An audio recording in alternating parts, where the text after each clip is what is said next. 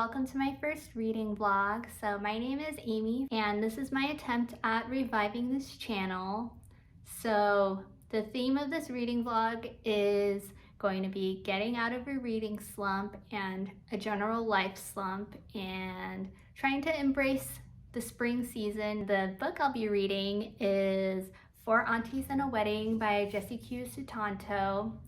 This is the sequel to Dial A for Aunties, and it recently came out. I received my copy from Berkeley Romance, so thank you to them. I really enjoyed the first book because of how entertaining and unique it was. It's a bit like a mix of a rom-com and a murder mystery, and I think this sequel is along those same lines.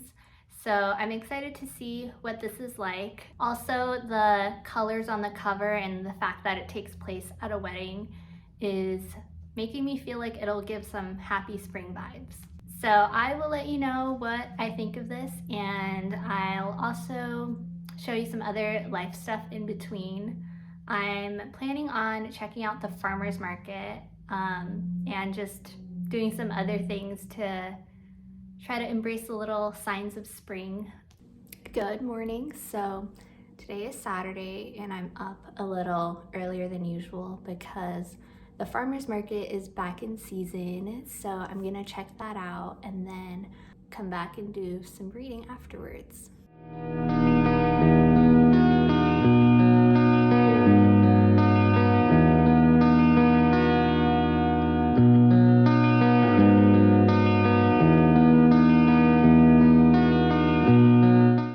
I'm back.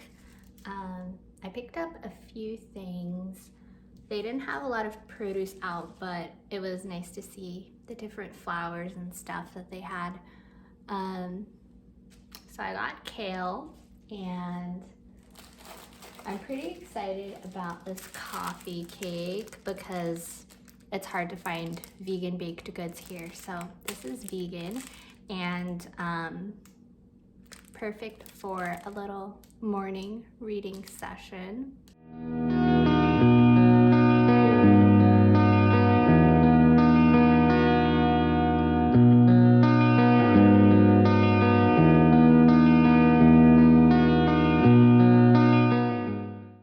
Hello, so it's a few days later, but I'm here with my first reading check-in. I've read 100 pages over the last few days, and so far I'm liking it, and this has been a nice book to get back into the habit of reading and picking up a book, even if it's just for a few pages at a time.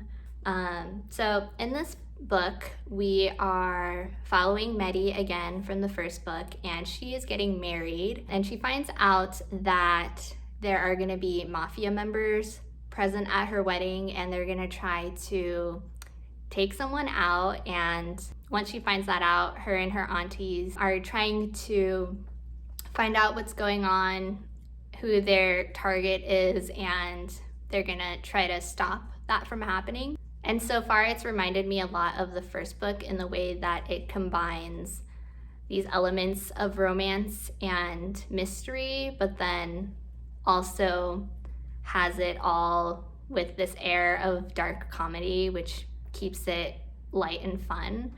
And that's my favorite aspect of these books.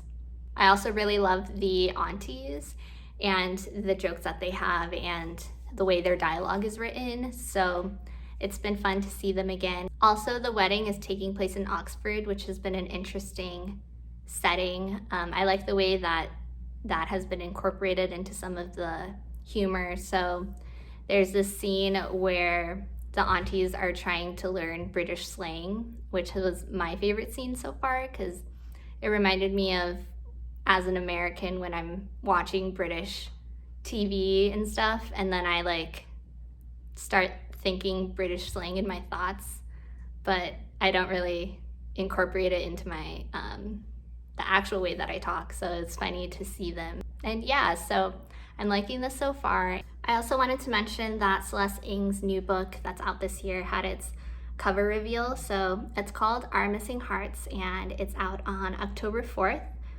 And I'm a little underwhelmed by the cover design, but I'm curious to know what you think of it. I wish that there was more colors on it to make it more eye-catching, because I think just having the blue is sort of boring, especially when you compare it to the Little Fires Everywhere cover, which I think is a lot more interesting and is one of my favorite covers just in general. And I'm not really feeling the feather and the bird imagery, but nonetheless, I'm still gonna read the book regardless of how the cover looks. And I'm really excited that Celeste Ng is coming out with a new book because it's been a while.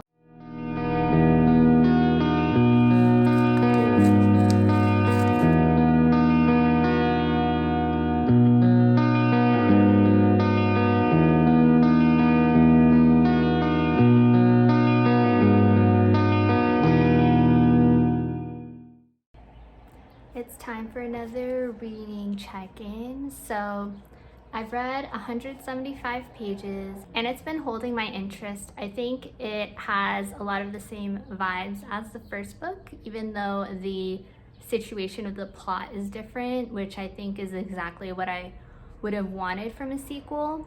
I just love spending time with these aunties and seeing the warmth that they have and how close they are.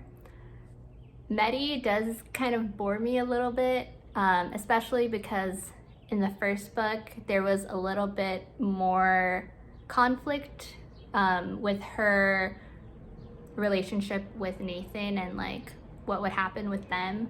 But here, since they're already together and they're just getting married, it's a little bit boring. It's like she'll just say like, oh, he's so handsome. And I think it still works because like I don't really read the books for Medi. She's just sort of the anchor that all these other crazy things are like happening around her. So I don't necessarily like hate that, but it's just I get less interested when we're like talking about her actual wedding instead of like the chaos. But yeah, I'm excited to see how it ends.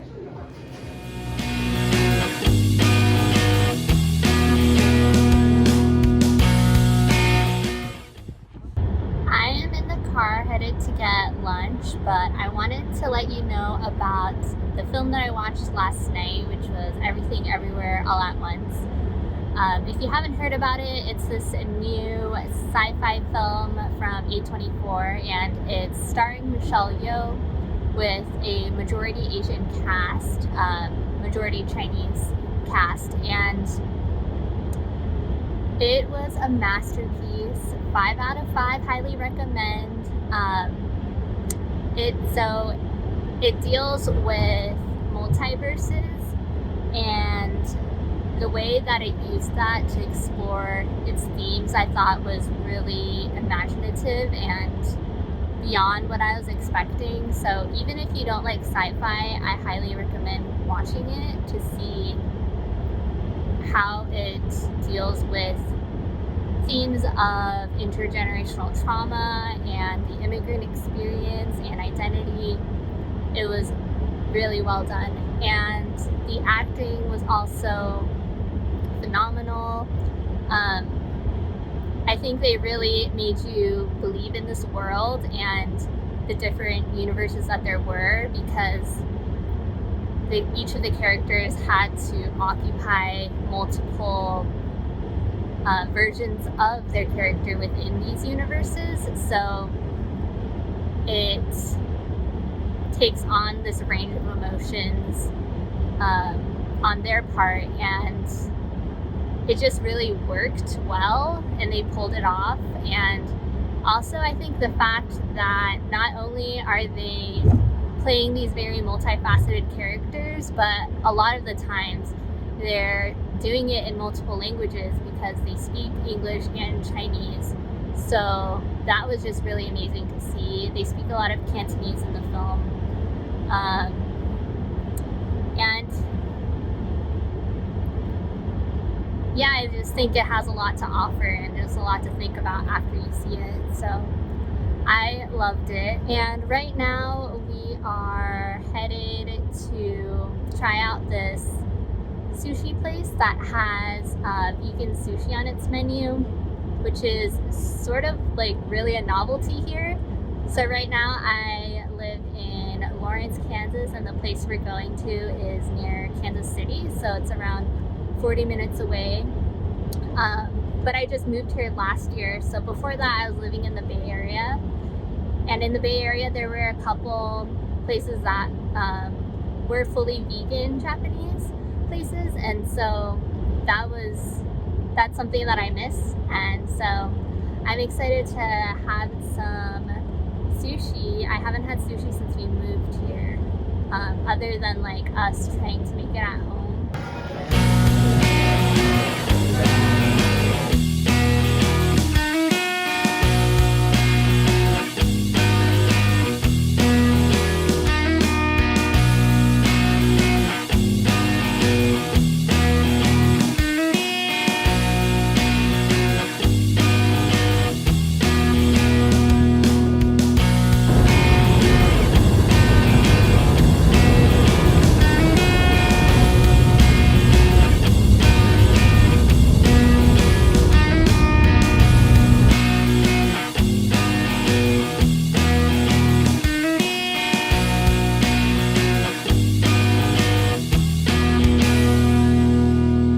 Alright, I finished the book.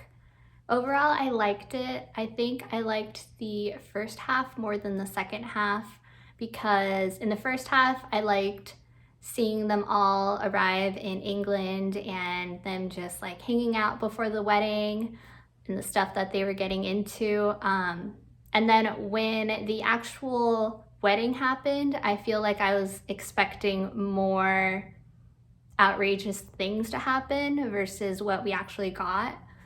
There was some goofy moments that happened, but it just felt a little bit tame to me, especially with there being this mafia and this murder that's gonna happen. You would think that it would be very high stakes, but it was actually a very relaxed read. I felt like the vibe was pretty chill despite those things, and it definitely tries to keep it lighthearted.